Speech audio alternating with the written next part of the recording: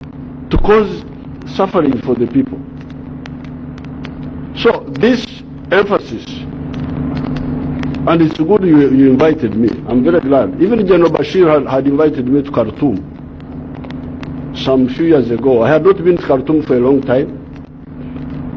But when they invited me there, I told the people who were there exactly what I'm telling you now. So this intazia must be replaced by the politics of principles of patriotism. I don't know what you call patriotism in your Arabic. Wataniya. And now Wataniya is nationalism.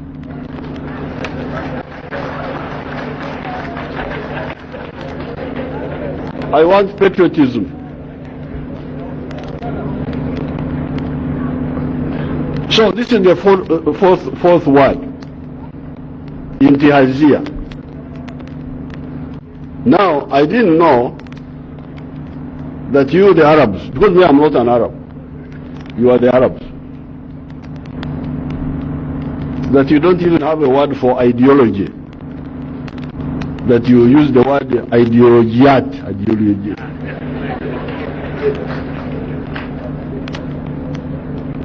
That must be, you must get a word. So I couldn't translate that. I said, what do this, because you see, managing society is like being a doctor. If you are a doctor and you do a wrong diagnosis of a patient, that patient will never get cured, because the wrong diagnosis will lead you to a wrong prescription,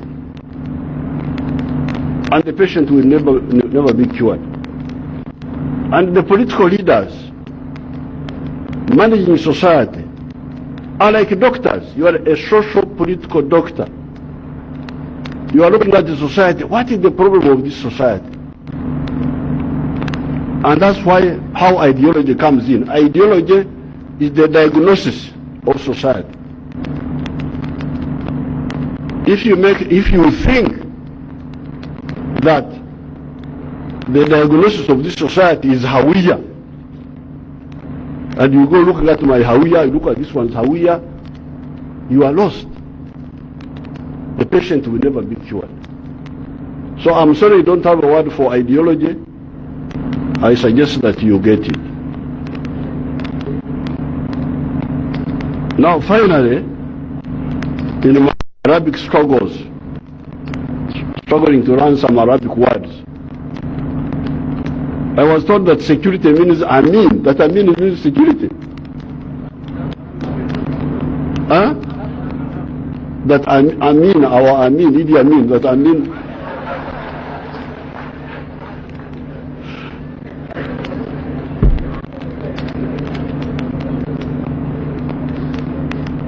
So if you don't handle ideology correctly, then obviously you will not get security. And you will not get that will. So this is category 1 of my remarks. Category 2 is a little bit of history, small history. 1962, I was in grade 10 in the schools in Uganda. And there were some South Sudanese boys there. I didn't see them again, those boys. I don't know where they went. In that same school. So, they had run away as refugees, 1962. I asked them, what are you running away from?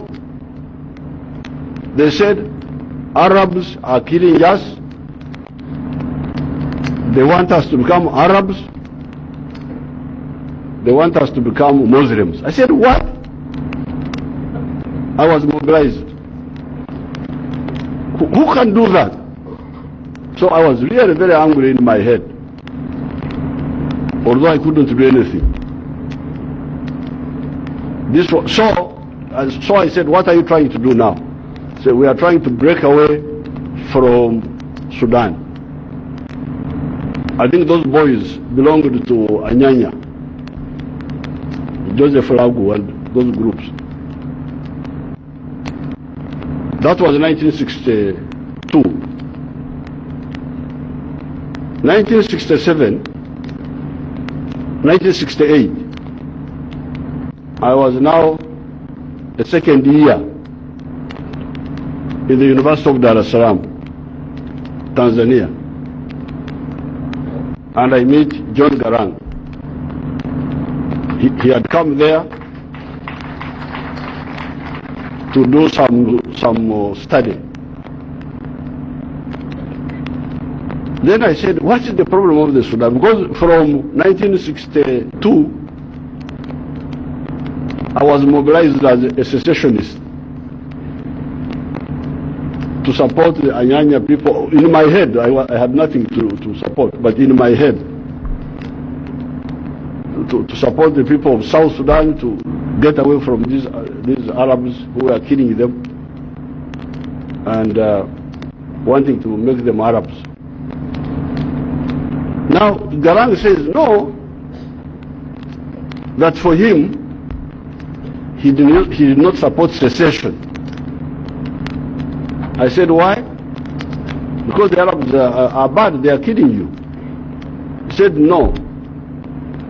According to the census of the British of 1948,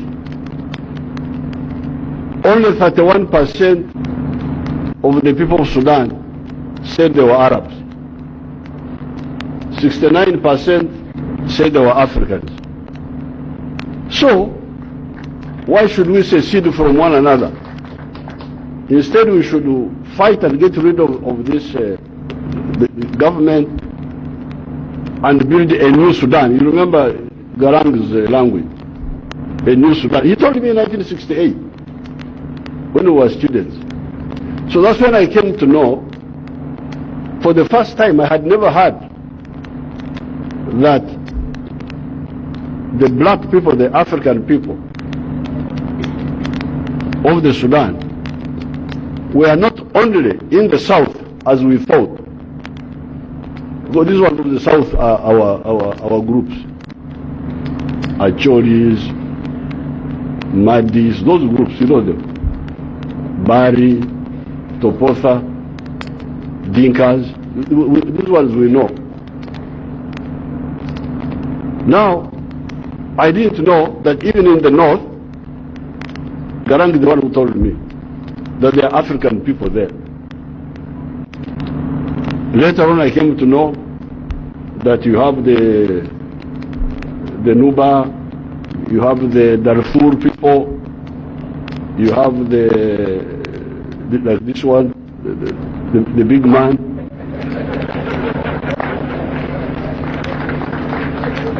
The Blue Nile, you have the Darfurians, you have the Nubians.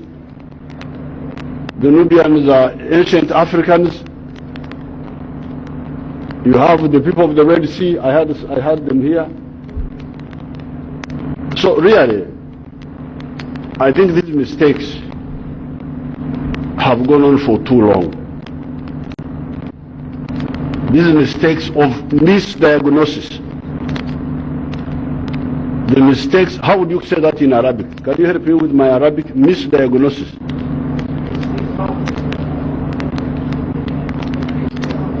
If a doctor misdiagnoses you, how would you say it in your Arabic? You'll answer it yourself. This mistake of misdiagnosis must be ended. And really, these people also who mediate among you don't tell you the truth. Field Marshal Bashir had asked me to mediate between the government and some of these people. I actually met all these people. From the government side, there was a man called Dr. Amin. Dr. Amin with a lot of hair. And then these people were also there. There was also the man from Darfur, the one who was like a governor or something like that. Those were the Bashir people. And then these people were there. These who are here, some of them. Then they told me they had been to a place called Doha. For 3 years. They are discussing. What are you discussing? 3 years. I told them frankly that you are not serious. What are you discussing 3 years? You discuss for 3 years to find out whether Museveni is Museveni? What rubbish! Identity. These people you can see, this like this one here. How can you say that you are discussing 3 years to find out what he is?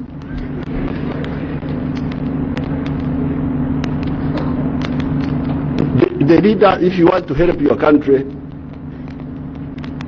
you must stop wasting time. The issues are very clear. The mistake was a misdiagnosis. And just going on because people are polite, they don't tell you the truth. Me, I'm not part of that. So I'm glad you are here. You say you are now all ready to discuss and resolve these issues so that we move forward. I thank you and I wish you good luck. Shukran, I know shukran.